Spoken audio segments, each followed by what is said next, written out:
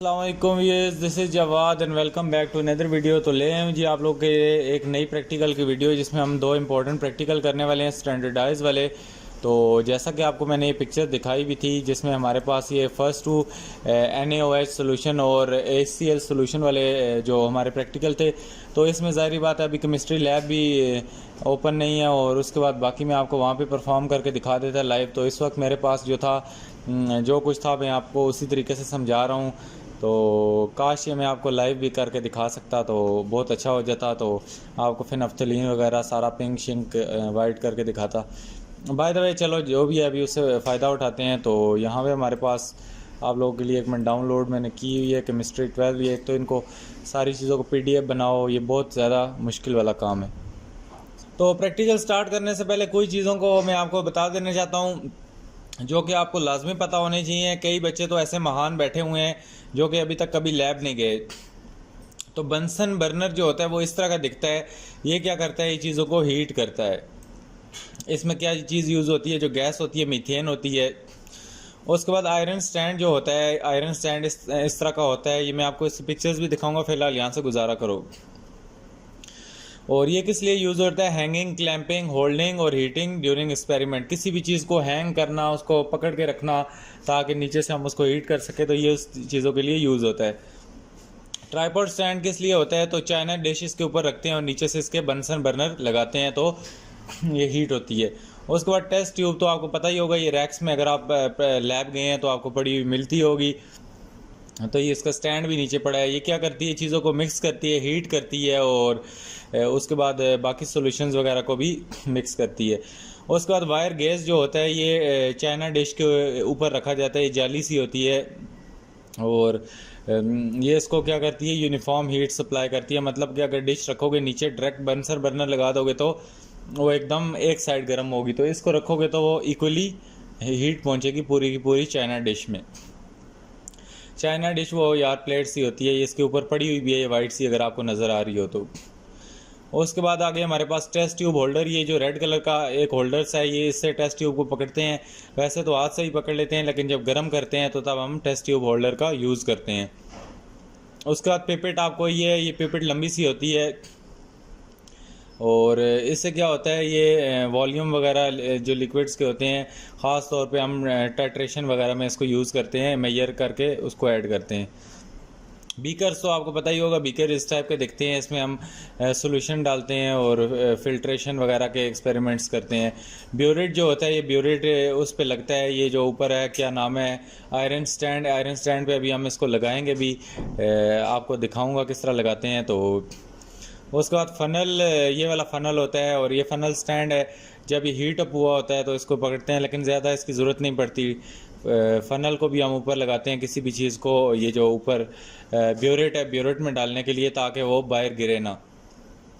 उसके बाद ये मेजरिंग फ्लास्क हमारे पास होते हैं। तो ये उसके बाद वॉच ग्लास होता है, इसको हम क्या चीज़ें करते हैं, सॉलिड केमिकल्स को वेट करने के लिए यूज़ करते हैं।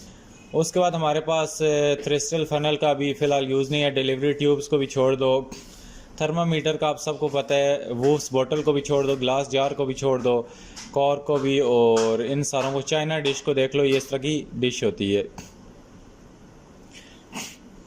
बाय द वे हम अपने प्रैक्टिकल 2 पे आते हैं कि standardize the given NaOH solution volumetrically. तो इसका हमने वॉल्यूम फाइंड करना है। तो अपरेटस में हमें क्या है, पिपेट मिली हुई है, उसके बाद ब्यूरेट मिला हुआ है, कॉनिकल फ्लास्क मिला हुआ है, फनल, बीकर और आयरन स्टैंड। ये आपको रट्टा लगाने की ज़रूरत नहीं है। जब आपको कल मिलेंगी चीज़ें तो आप इनको, अगर आपको पता होगी, पहचान होगी, तो आप ये देख सकोगे। तो मैं आपको पिक्चर्स भी एक बार दिखा देता हूँ इन चीज़ों की। ये हमारे पास जो बीकर पड़ा हुआ है, ये हमारे पास इस टाइप का होता है, इस पे ये सारी चीज़ें लिखी होती हैं। बाकी अगर मैं आपको दूसरा दिखाऊं तो ये हमारे पास जो पिपेट है, पिपेट में आप क्या करोगे, ये इसको ऊपर से सक करोगे, ऊपर से ऊपर की तरफ हवा भरोगे तो ये नीचे से क्या करेगी, किसी भी सोल्यूशन में सोडियम हाइड्रोक्साइड सक करना है, जो भी करना है 10 सेंटीमीटर जितना भी करना है वो इसको सक करेगी। इसको ये जो ऊपर टॉप इसका मुंह है, यहाँ से आप इसको मुंह लगा के ऊपर करोगे। तो आपकी लैब्स में यही वाली होती हैं, जो एडवांस वाली हैं वो आजकल इतनी नहीं होती। उसके बाद ये हमारे पास कॉनिकल फ्लास्क है, ये छोटा सा। तो ये आप देख सकते हो, इस पर भी रीडिंग्स वगैरह लिखी होती हैं। आगे चलो तो ये हमारे पास एक और आता है, ये जो फनल है, ये ऊपर उसमें डालने के लिए, पिपेट में डालने के लिए चीज़ें ज़रूरत पड़ती है। उसके बाद ये हमारे पास ये स्टैंड है, जो इसमें हम वो लगाते हैं पिपेट वगैरह सारी चीज़ें। तो बाय द वे आपने ये भी चीज़ें देख ली होंगी, तो हम इसको अभी मैं इसको हटा देता हूँ यहाँ से। तो अभी आपको सबसे पहले केमिकल इक्वेशन रट्टा लगानी है। दूसरे और तीसरे की केमिकल इक्वेशन एक ही है। दूसरे इस वाले में NaOH वाले में आपने पहले NaOH लिखना है, इसको HCl के साथ अटैच करना है। तो ये Na जो है हमारा, ये किसके साथ मिल जाएगा, ये इधर Cl के साथ मिल जाएगा। और जो H है और OH है, ये हमारे पास जो H और OH है, इनका क्या होगा कि ये हमारे पास जो दो हैं ये आपस में मिल जाएंगे। OH और H मिलके क्या बनेगा, 2H हो गए, H2O। तो ये हमारे पास इधर NCl और इधर H2O बन जाएगा। तो उम्मीद है इक्वेशन आपको समझ आ गई होगी। ये जो छोटा n है इससे मुराद है जी नंबर ऑफ मोल्स। तो नंबर ऑफ मोल्स N1 से मुराद है आप लोगों की कि NaOH में, और N2 से आपकी मुराद क्या है, HCl। तो दोनों में नंबर ऑफ मोल 1 होंगे, इस एक्सपेरिमेंट में भी और एक्सपेरिमेंट नंबर 3 में भी। उसके बाद मोलर रेशो HCl कंपैरिजन करना है NaOH का, तो 1:1 है, क्योंकि दोनों के मोल जो हैं 1। स्टैंडर्ड सोल्यूशन क्या है, 0.1 मोलर हाइड्रोक्लोरिक एसिड इसमें हम यूज़ करने जा रहे हैं। और इंडिकेटर क्या है, फिनफ्थलीन। इंडिकेटर का मतलब होता है जो कि इंडिकेट चीज़ करती है, तो फिनफ्थलीन है ये। इसका कलर क्या होता है, पिंक होता है। ये आपसे वाइवा में पूछ सकता है। एंड पॉइंट क्या होगा कि लाइट पिंक कलर हमारे पास आएगा। जब पिंक होगा तो हम उसको उसमें ये डालेंगे, HCl इतना डालेंगे ताकि वो लाइट पिंक हो जाए। उसके बाद ये आप थोड़ा बहुत समझ लो, हमारे पास स्टेप 1 में हमने क्या करना है कि ये हम साथ साथ प्रोसीजर भी पढ़ेंगे और इसको भी डिस्कस करेंगे। तो यहाँ पे थोड़ी चीज़ें मिस हुई हैं। बाकी ये देख लो कि ये पिपेट है, इसको जो ऊपर ये वाली ये जगह है, ये इधर से आपने सक करना है अपना मुंह लगा के, और ये NaOH को आपने सक कर लेना है। तो यहाँ पे थोड़े स्टेप मिस हैं। डायरेक्टली जो स्टेप है वो पढ़ो, आगे जाके मैं आपको बाकी भी समझा देता हूँ। बाकी दूसरे में क्या है, ड्रॉपर आपको एक मिलेगा फिनफ्थलीन। जब आप ओपन करोगे तो फिनफ्थलीन इस तरह की पिंक कलर की होगी। तो इसको आप फिनफ्थलीन वाले बॉक्स से इस ड्रॉपर में ले के आओगे। ये जो बीकर पड़ा है ब्लू कलर का, ये हमारे पास कॉनिकल फ्लास्क जो पड़ा है ये पिंक है। इसमें फिनफ्थलीन ऑलरेडी सारी की सारी फिनफ्थलीन नहीं है, इसमें हम ड्रॉपर से ड्रॉप ऐड कर रहे हैं, तो ये खुद पिंक हो रही है।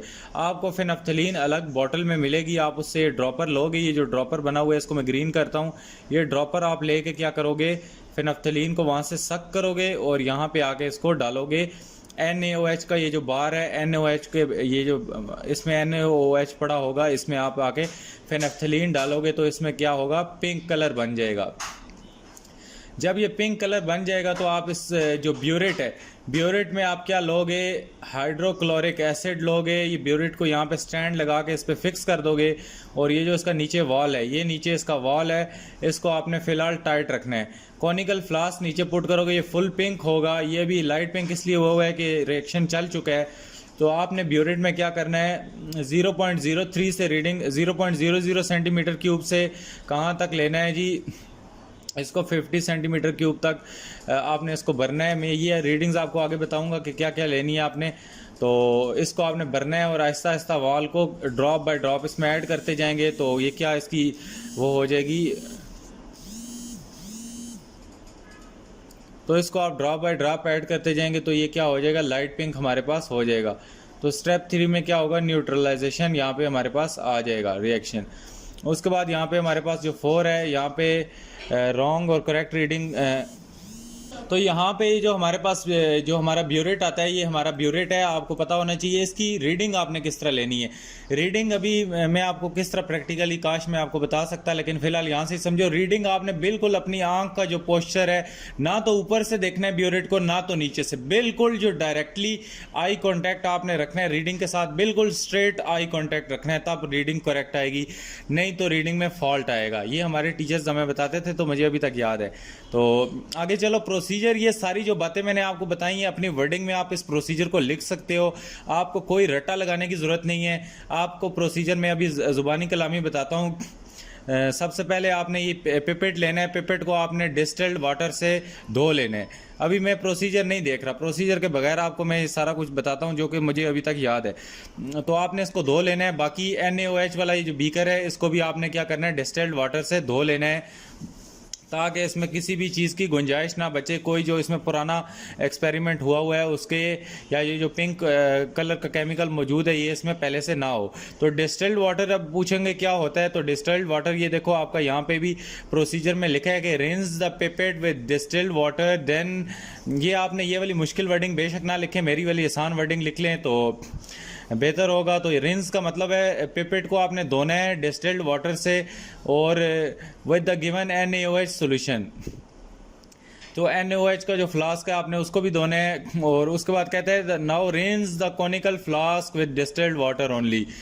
तो यहाँ पे क्या है जो कि आपका कॉनिकल फ्लास्क है उसको भी आपने डिस्टिल्ड वाटर आपको अलग से प्रोवाइड किया जाएगा। ये कोई सोल्यूशन नहीं है, ये उबला हुआ पानी होता है। इससे आपने वो जो कॉनिकल फ्लास्क है जिसमें NaOH डालना है उसको भी आपने धो लेना है।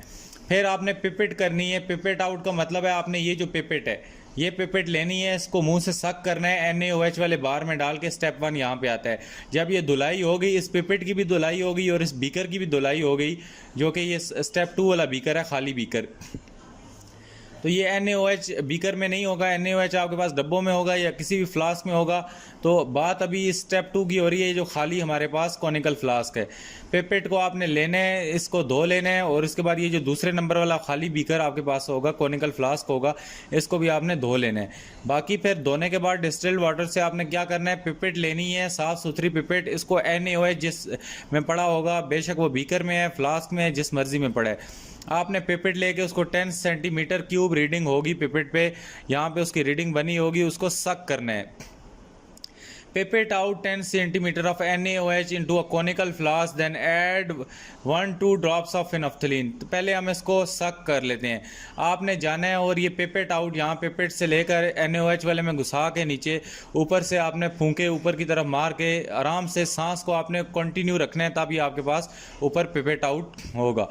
10 सेंटीमीटर क्यूब पे जब रीडिंग आएगी, फालतू हो जाएगा तो आपने इसको ऊपर से अंगूठा रख लेना है, ये जो ऊपर इसकी टॉप है।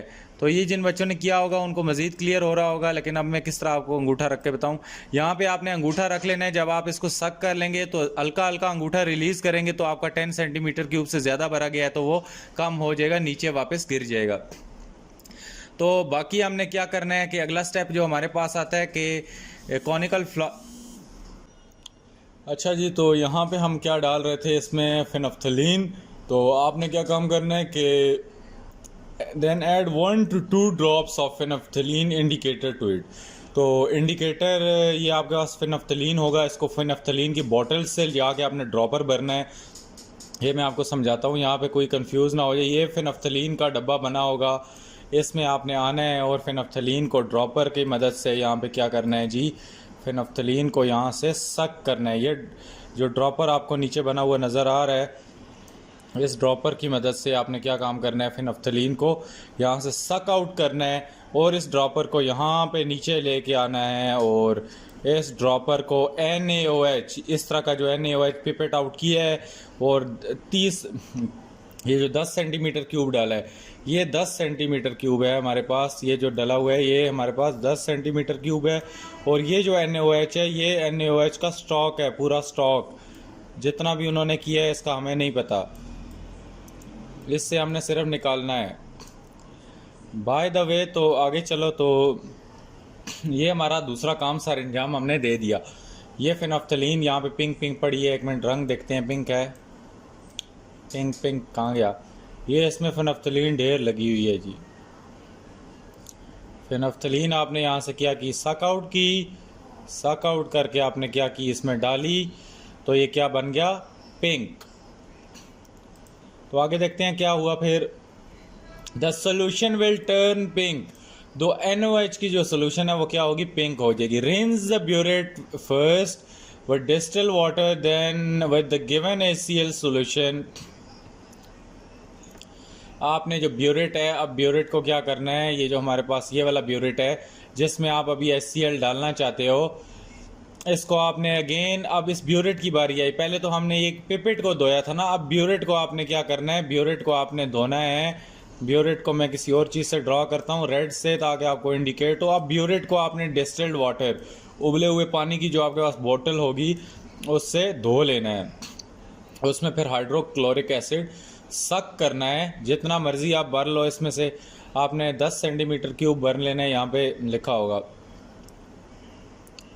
तो उसके बाद सबसे पहले अभी फिक्स करना है ब्यूरेट को। तो fix the burette on a clamp stand in upright position. तो ये जो ब्यूरेट है इसको आपने इस स्टैंड के साथ इधर जोड़ देना है, इधर स्क्रू वगैरह टाइट कर देने हैं, और नीचे कॉनिकल फ्लास्क रखना है जिसमें NaOH और फिनाफ्थलीन पड़ी होगी, पिंक कलर में, फुल पिंक में होगी। इसके अंदर ये डाल के ब्यूरेट को यहाँ पे टाइट वगैरह कर देना है। उसके बाद fill it with HCl solution with the help of a funnel and remove the funnel from the burette. तो यहाँ पे आपने क्या काम करना है, ये ऊपर फनल लगानी है। फनल लगा के आपने हाइड्रोक्लोरिक एसिड यहाँ पे डालना शुरू कर देना है। यहाँ पे जो आपकी लंबी चौड़ी फनल होगी, ये आपकी ये फनल है, और ये आपकी फनल, ये जो ऊपर से यहाँ पे माउस से इसी तरह की ड्राइंग होती है। तो ये फनल लगा के आपने इधर से क्या करना है, HCl का ऊपर से उसको कॉनिकल फ्लास्क में है या जिसमें भी आपके पास बीकर में पड़ा है, तो उससे यहाँ पे इसको भरना शुरू कर देना है। किसको? HCl को। HCl को आपने इससे भरना है। नीचे ये इसका नट टाइट होगा, ये लीक नहीं होगा। यहाँ पे इसका जो नीचे नट है ये क्या होगा, यहाँ पे टाइट होगा। ये इसका नट लगा हुआ है, ये टाइट आपने पहले लाजमी देख लेना है, पता चले सारी लीक होके डायरेक्ट आपकी सोल्यूशन ख़राब हो जाए। तो आगे चलते हैं। तो हमें क्या कहता है, put the beaker at the base of burette and allow the acid to flow into the beaker. Beaker को क्या काम करना है, आपने बेस इसमें ये इधर नीचे रख देना है इसको, और ये आपने क्या काम करना है, एक और चीज़ आपको, ये HCl लगा के जब ये डालेंगे तो ऊपर से आपने इस चीज़ को रिमूव आउट करना है। मैं इसको रेड कर देता हूँ, इसको रिमूव करना है। ये बहुत बड़ा इंप्रेशन डालती है एग्जामिनर पे।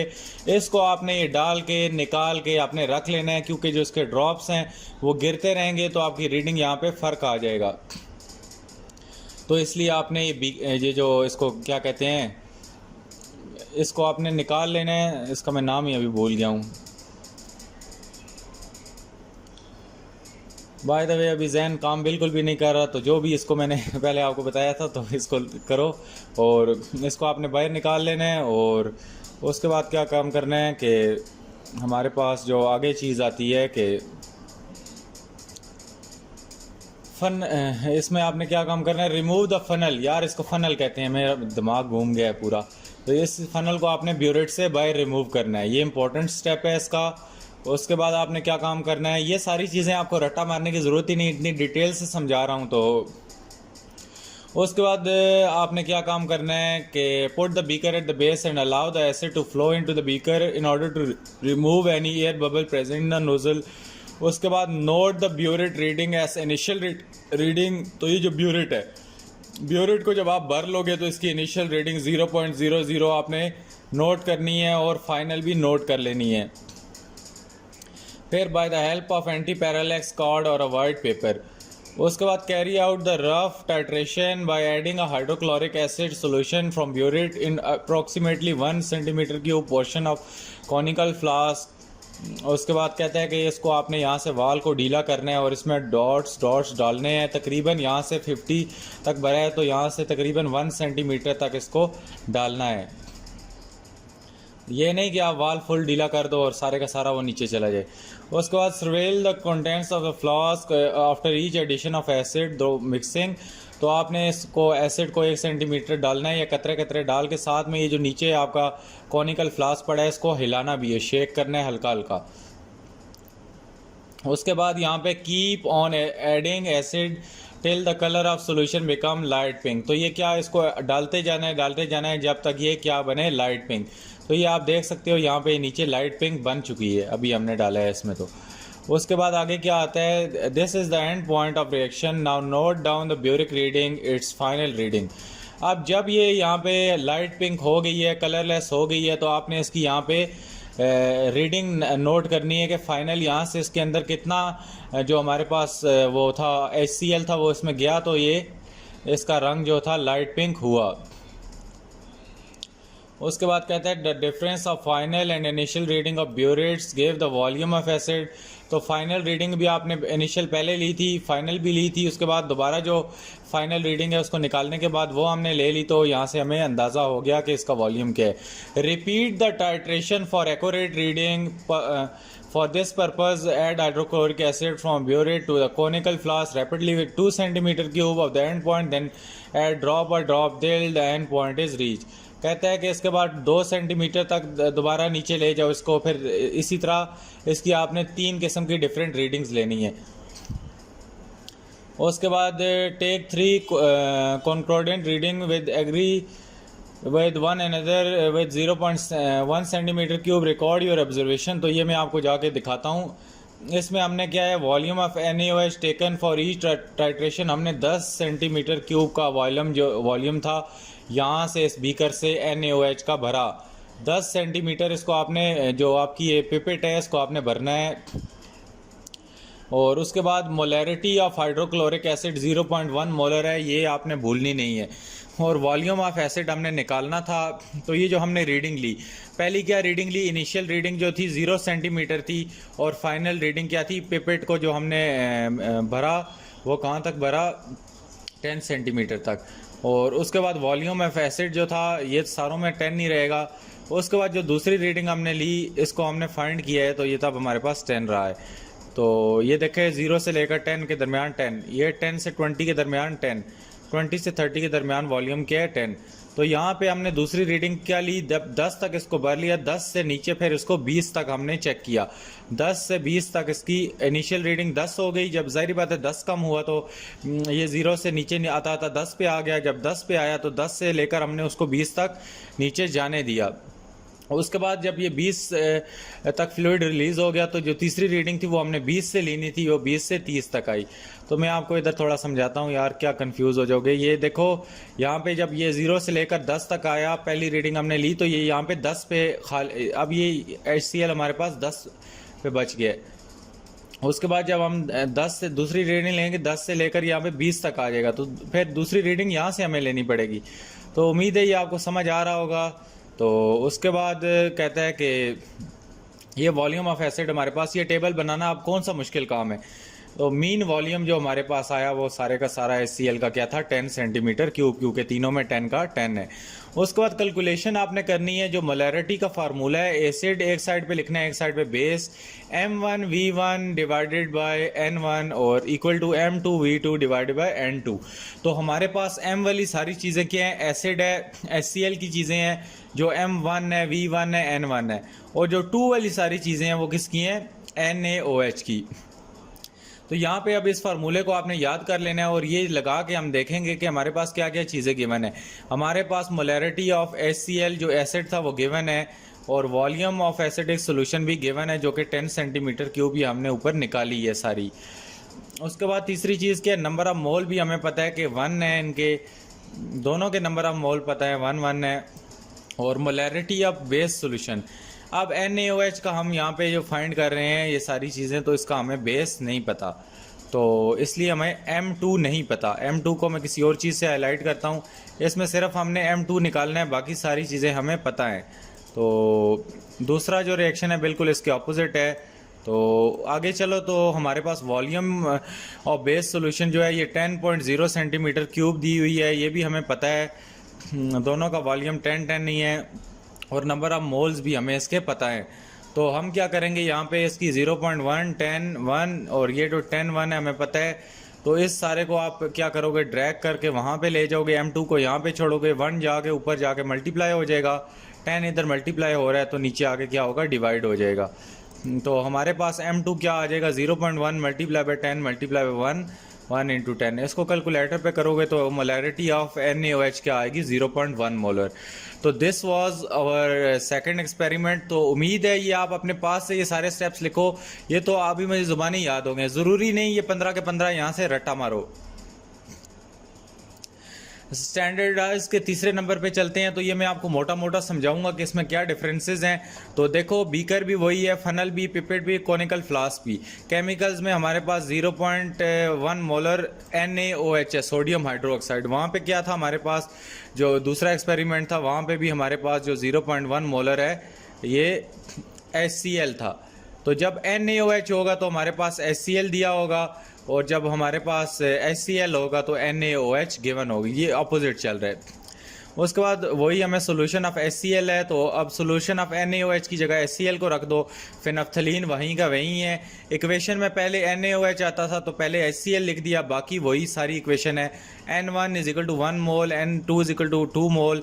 मोलर रेशो दोनों की सेम है। HCl को सिर्फ आपने पहले लिख देना है, NaOH को बाद में। HCl का आएगा तो आपने HCl को पहले प्रायोरिटी देनी है। उसके बाद 0.1 मोलर जो हाइड्रोक्लोरिक एसिड है ये भी हमारे पास वही है। इंडिकेटर भी फिनफ्थलीन है और एंड पॉइंट भी हमारे पास लाइट पिंक है। इधर भी यही चीज़ है कि पिपेट आपने लेनी है और इसमें जो NaOH को भरना है 10 सेंटीमीटर, और फिर आपने क्या काम करना है, फिनफ्थलीन का जो बॉक्स पड़ा होगा उससे ड्रॉपर लेके NaOH की जो सोल्यूशन ली है उसमें डालना है। फिर 0 सेंटीमीटर क्यूब से लेकर 10 तक आपने इसको रिलीज़ करना है। फिर 10 से लेकर आपने 20 तक करना है, फिर 20 से लेकर 30 तक। तो इसी तरह जब तक ये न्यूट्रलाइजेशन, इसको कहते हैं टाइट्रेशन रिएक्शन भी। तो टाइट्रेशन अगर आपको कहे तो आपने घबराना नहीं है। करेक्ट रीडिंग का आपको बताया है कि आपने इस तरह लेनी है, और सेम प्रोसीजर इसका भी है कि उसको क्लीन करना है आपने और हाइड्रोक्लोरिक एसिड से उसको फिल कर देना है। 0.1 मोलर NaOH लेनी है और बिल्कुल सेम टू सेम है। तो इसको क्या कहते हैं, टाइट्रेशन भी कहते हैं, टाइट्रेशन रिएक्शंस। तो उसके बाद सेम यहाँ पे यही चीज़ें आएंगी। यहाँ पे टेबल भी देखें, एग्जैक्टली वही का वही टेबल है, तो इसमें कोई नई चीज़ नहीं है। तो अगर आपको पहले वाला समझ आ गया तो आप अपनी बुक पे जाके एक बार इसको पढ़ेंगे तो इसको समझ आ जाएगा। आखिर में आपने रिजल्ट्स भी लाजमी लिखना है। ये रिजल्ट्स वाला सेक्शन ये पिछले में स्किप हो गया था। बाय द वे, यहाँ पे हमारे पास वहाँ पे M2 फाइंड करना था, और एसिड वाले में आपको बताया था M1 वाली सारी चीज़ें HCl की हैं, तो यहाँ में आपने M1 फाइंड करना है। तो इतनी सी चीज़ थी। तो उम्मीद है आज की वीडियो बहुत अच्छी लगी होगी। अभी भी अगर किन्हीं बच्चों का शाम को प्रैक्टिकल है तो वो कोई और प्रैक्टिकल समझना चाहते हो तो समझ लो। मुझे ये उम्मीद है कि बच्चों को काफ़ी फ्लास्क, ब्यूरेट वगैरह और ये जो पिपेट वगैरह चीज़ें हैं इनकी समझ आ गई होगी। मिलता हूँ किसी और वीडियो में। नीचे कमेंट्स आएंगी तो तभी वीडियो बनाऊँगा। मुझे कोई शौक़ नहीं है कि इतनी गर्मी और इसमें बैठ के मैं आपके लिए वीडियोस बनाऊं अगर रिस्पांस भी आपका ना आए। तो मिलता हूं किसी और वीडियो में। नीचे बताएं फीडबैक के इस तरह आपको प्रैक्टिकल समझ आते हैं या नहीं, क्योंकि प्रैक्टिकली लैब्स में जाके परफॉर्म करने का अभी टाइम नहीं है, क्योंकि लैब्स ऑलरेडी सारी बुक हो चुकी हैं। वहाँ पे बोर्ड की तरफ से उनको यूटिलाइज़ किया जा रहा है। तो पहले आप लोगों ने भी नहीं याद कराई और मुझे भी नहीं याद रही। तो रिस्पांस ज़रूर दीजिएगा। मिलता हूँ किसी और वीडियो में। अल्लाह हाफ़िज़, टेक केयर।